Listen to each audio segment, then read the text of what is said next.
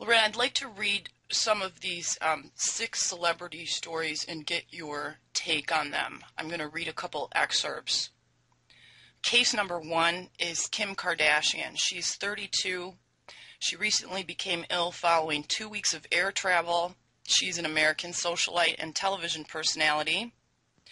The article appeared in the Daily Mail and said Kim Kardashian was rushed to the doctors in tears on Tuesday night, fearing she had suffered from a miscarriage. It has been reported the 32-year-old star, who is expecting her first baby with boyfriend Kanye West, is said to have felt ill shortly after arriving back in Los Angeles from Paris and made an emergency trip to the doctor.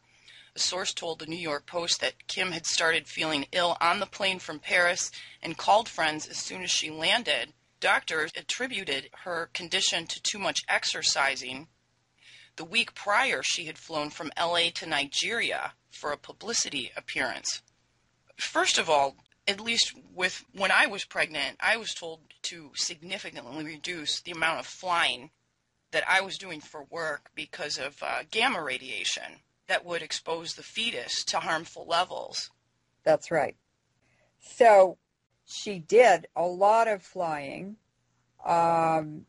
She is, I think, in her 2nd trimester. Mm-hmm. And that would have been a very, very stressful trip. This is her first pregnancy. And she was probably on overbooked on her schedule with events and meeting people and changing food and things like that. But she also was exposed to radiation, ionizing radiation from Fukushima, and also from flying at high altitude. So she lives in Los Angeles, and she would have been heavily exposed to the Fukushima fallout since 3/11, since those reactors blew up. And I would think that probably she's more susceptible. She's weakened from that exposure. And so even small exposures to additional radiation have a very big impact on a person who is already in a weakened state. And all of the celebrities we're going to talk about, all of these high-profile celebrities that everybody knows who they are, they're all in a weakened state, and she's not any different from the symptoms that they've had, except that she's in a more delicate state because she's carrying a baby. Yeah, guys, I'm here with the woman of the hour, Kim Kardashian, at the premiere of her first and new movie, Temptation. Yeah. I hope you guys like it. Oh, you look fantastic. Oh, thank you. You really do. Thank you. How far along now?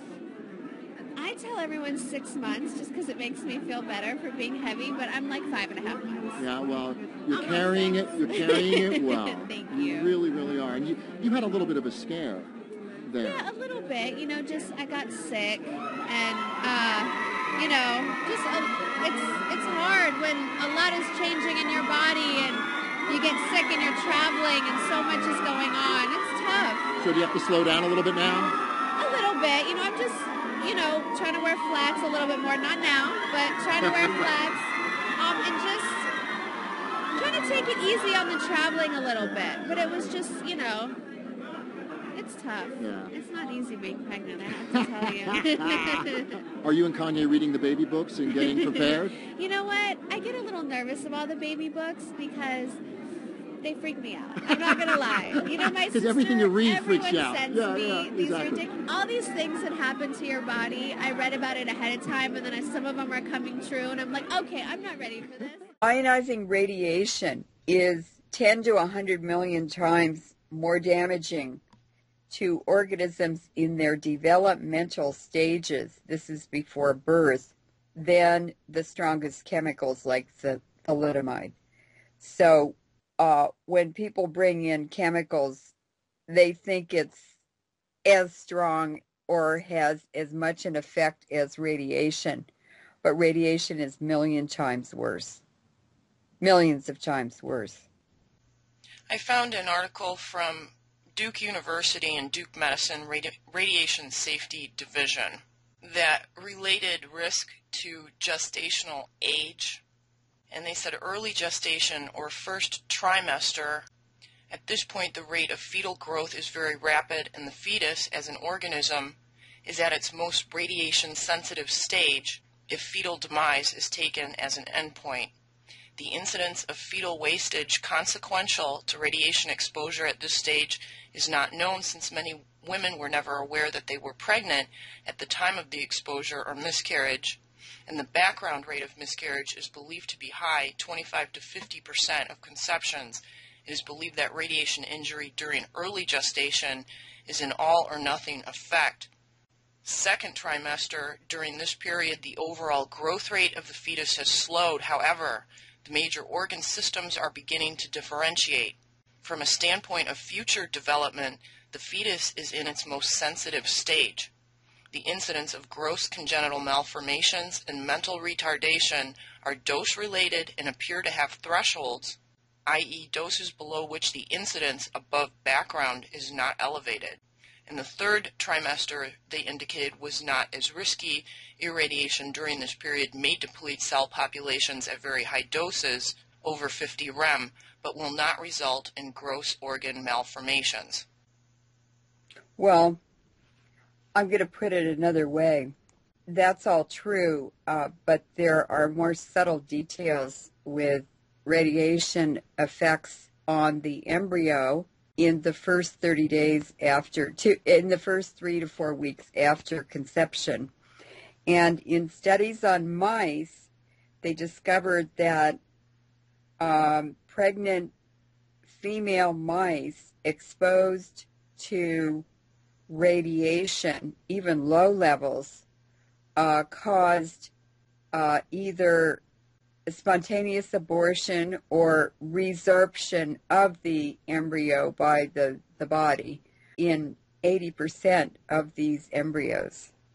If it's female embryos, more of those survived and fewer of the male embryos survived.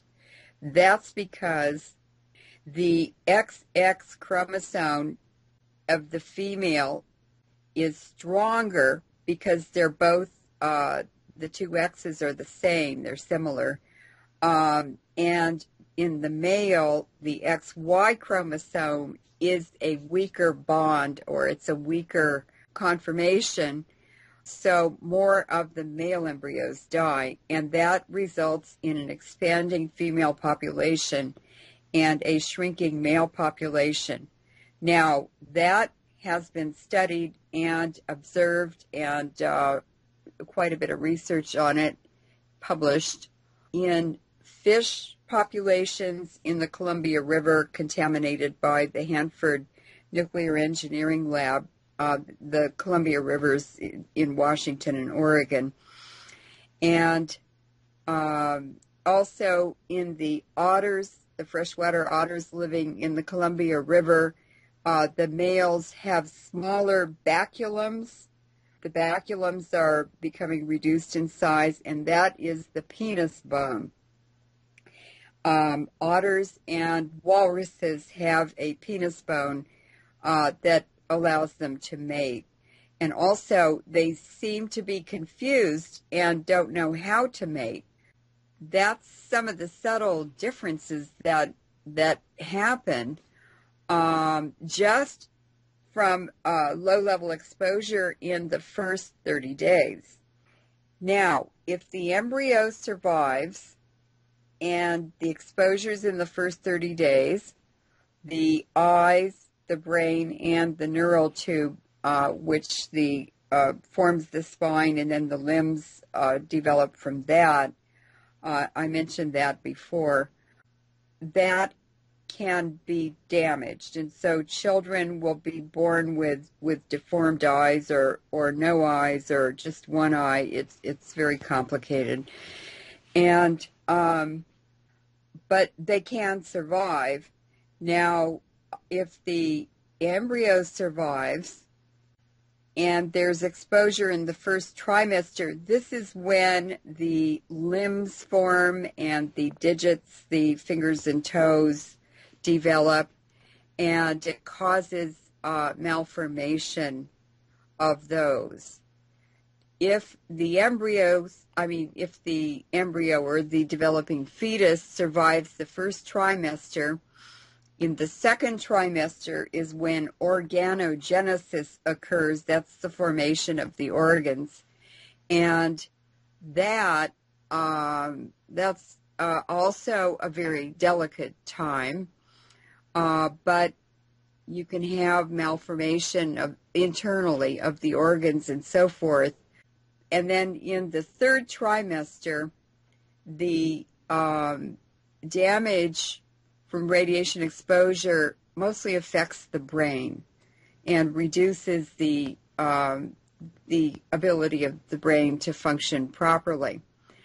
Now, basically, if the embryo survives and the fetus makes it through the first trimester and it's been exposed, but it survives, it's going to be a monster. And those are the horrific babies born in Iraq that people have seen so many pictures of. That's the result of internal exposure or fetal and embryo exposure to ionizing radiation. So it's irrefutable. This has been known since the 20s. They can't, these governments and phony experts are declaring that there's no immediate danger and everything is fine. Well, it's not fine. In looking back through Kim Kardashian's recent flight history and the illness reports that she had recently, I went back a little bit further and found that she had also flown recently to Miami to accept a key to the city. Then she flew to New York to go to a TV premiere. She's had different engagements around the country. If this was a relative of yours and you knew that they were pregnant and flying this much on top of all the fallout that it's in our atmosphere, I mean, how concerned would you be about this baby that she's carrying? I probably would never talk to her again. It's a question of accumulation, the cumulative effects of whatever her parents were exposed to during bomb testing. They have genetic damage and they carry radiation in their bodies. This is passed on, the genetic defects or mutations, if they're in the sperm or the egg of the mother and father, that's passed on to the children, which would be Kim. So she's carrying the history of her parents' radiation exposure in her body and in her genes. Now, she has been exposed as a young child and into the adult stage to a lot of nuclear pollution from the nuclear power plants in America, to the Chernobyl in 1986, which contaminated the entire world, to the depleted uranium and battlefield nukes that they've been using since 1990, the first Iraq War. And she lives in Los Angeles. I have the graph of the depleted uranium levels in the LA drinking water, so she's got that exposure that she's carrying, and these are all cumulative effects. She's flying back and forth to different countries all over the U.S. Through a contaminated air column, and not only that, flight crews and airline passengers are exposed to higher levels of radiation because the atmosphere is thinner where they're flying. And now we've had Fukushima, and it's still coming over. The radiation is still coming over to the United States and going on to Europe, and it just keeps going around the world, which she's being further exposed to. And it's crazy because the drinking water that she's consuming and dairy products, I see her all the time eating frozen yogurt that's full of radiation. And it's double, triple, quadruple jeopardy. She should not be doing this. She's not taking care of herself properly to ensure a healthy baby. I wanted to read something briefly about bioaccumulation. Yes. To help people understand why people who study radiation are so concerned about this. Bioaccumulation increases the concentration of many contaminants as one moves up the food chain. Beef is much higher in dioxins than cattle feed, and tuna fish have much higher mercury than their marine environment. Radioactive iodine, cesium, and strontium, all beta emitters, become concentrated in the food chain because of bioaccumulation. At the top of the food chain, of course, are humans, including fetuses and human breast milk. In 1963, 1 week after an atmospheric nuclear bomb test in Russia, our scientists observed the magnifying power of bioaccumulation when they detected radioactive iodine in the thyroids of mammals in North America, even though they could not detect smaller amounts in the air or on vegetation. There was already uptake in their thyroids.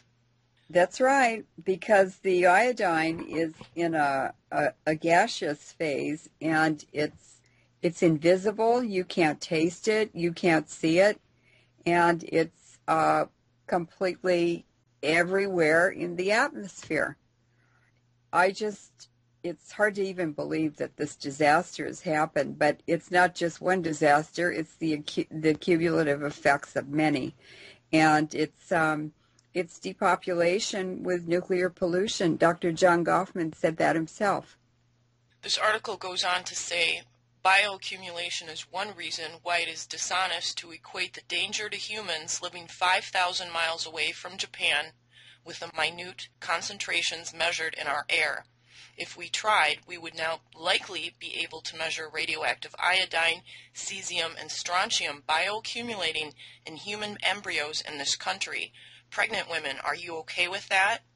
Hermann Mueller, another Nobel Prize winner, is one of many scientists who would not have been okay with that. In a 1964 study, Radiation and Heredity, Mueller spelled out the genetic damage of ionizing radiation on humans. He predicted the gradual reduction of the survival of the human species as exposure to radioactivity steadily increased.